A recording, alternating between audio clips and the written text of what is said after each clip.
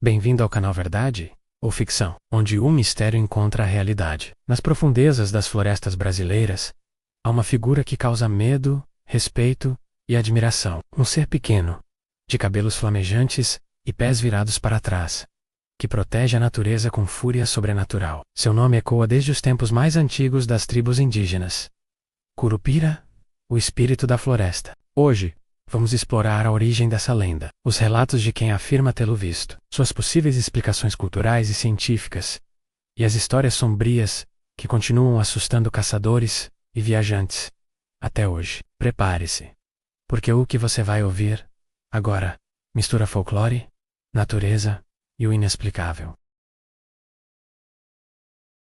A história do Curupira é uma das mais antigas do folclore brasileiro, anterior até a chegada dos colonizadores portugueses. Para muitos povos indígenas da Amazônia e do interior do Brasil, o Curupira é um espírito protetor da floresta, criado pela própria natureza, para defender os animais e as árvores da destruição humana. Ele é descrito como uma criatura de tamanho pequeno, com cabelos vermelhos ou flamejantes e pés virados para trás, o que confunde os caçadores e viajantes que tentam segui-lo. Mas o mais interessante é o seu comportamento.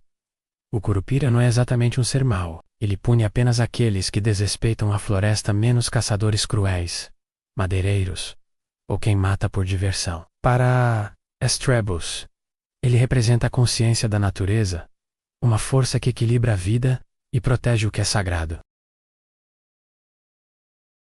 Quando os europeus chegaram ao Brasil no século XVI, começaram a registrar histórias sobre o demônio da mata. Os padres jesuítas e viajantes relatavam encontros com uma criatura sobrenatural, que emitia sons estranhos e os fazia se perder nas trilhas. Em 1560, o padre José de Anchieta descreveu o Curupira em uma de suas cartas, chamando-o de ser astuto e enganador, que confunde os homens com passos invertidos e vozes zombeteiras. Para os colonizadores, o Curupira era uma espécie de diabo da floresta menos.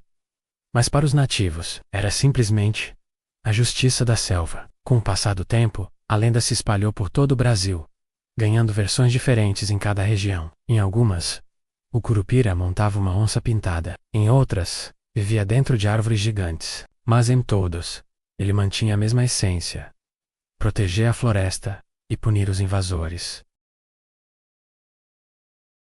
Há inúmeros relatos de pessoas que afirmam ter encontrado o Curupira, menos principalmente caçadores, seringueiros e viajantes da Amazônia. Um dos mais conhecidos vem do interior do Pará. Nos anos 1970, um grupo de madeireiros relatou que ouviu passos vindo da mata.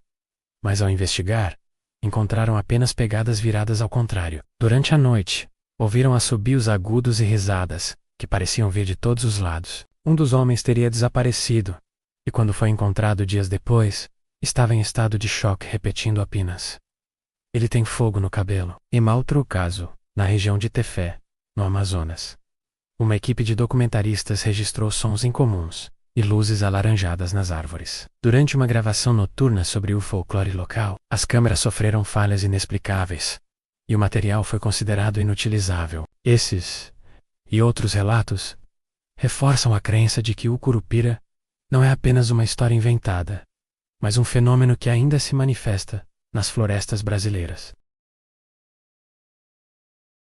Do ponto de vista antropológico, o Curupira representa a voz da floresta, menos um símbolo de equilíbrio ecológico. Nas comunidades indígenas, sua figura ensina o respeito à natureza e a importância de não explorar mais do que o necessário. Mas há também uma explicação psicológica: o medo do desconhecido. As florestas densas, cheias de sons e sombras, podem facilmente provocar ilusões auditivas e visuais. O assobio do vento, o brilho de fungos bioluminescentes, o rugido de animais noturnos, tudo pode ser interpretado como algo sobrenatural, especialmente em regiões onde a escuridão é quase total. Assim, o Curupira pode ser visto tanto como uma criação simbólica, quanto uma manifestação real do medo e da culpa humana diante da destruição da natureza.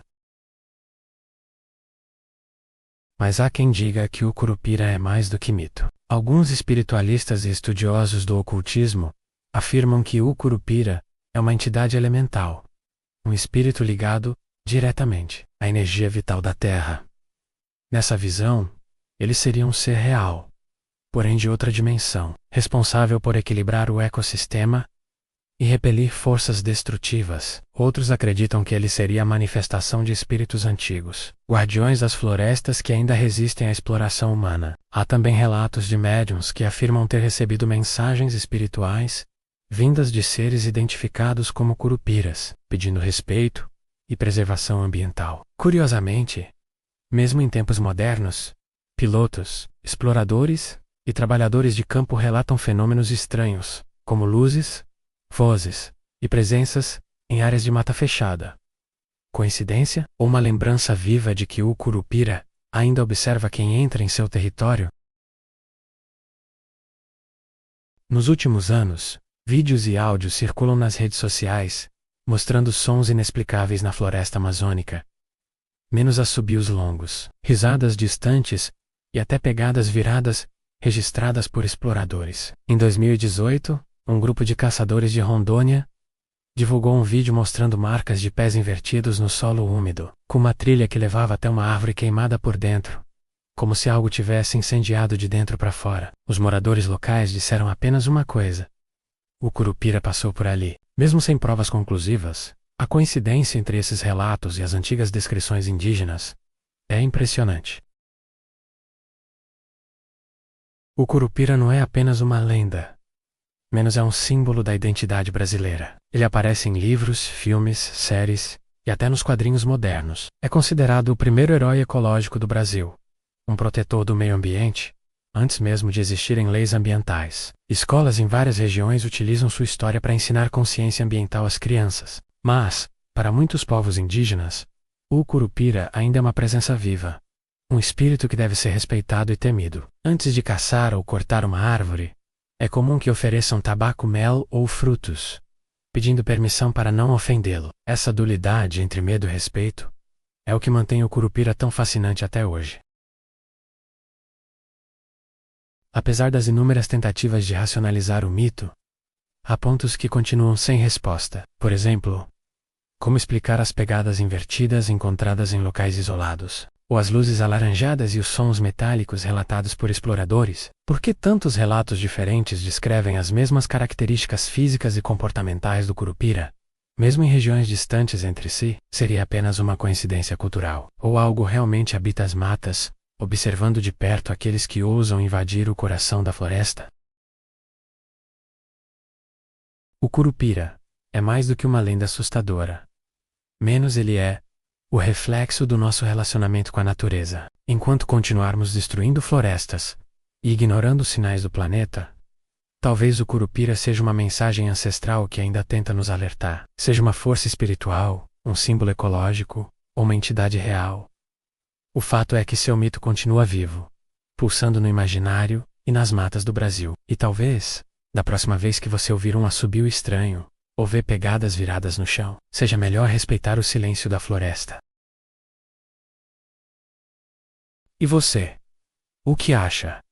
O curupira é apenas um mito indígena? Ou realmente existe um guardião invisível nas florestas brasileiras? Deixe sua opinião nos comentários. Se gostou desse vídeo, curta, se inscreva no canal Verdade ou Ficção e ative o sininho para não perder nenhuma história incrível como essa. No fim das contas, fica a pergunta: verdade ou ficção?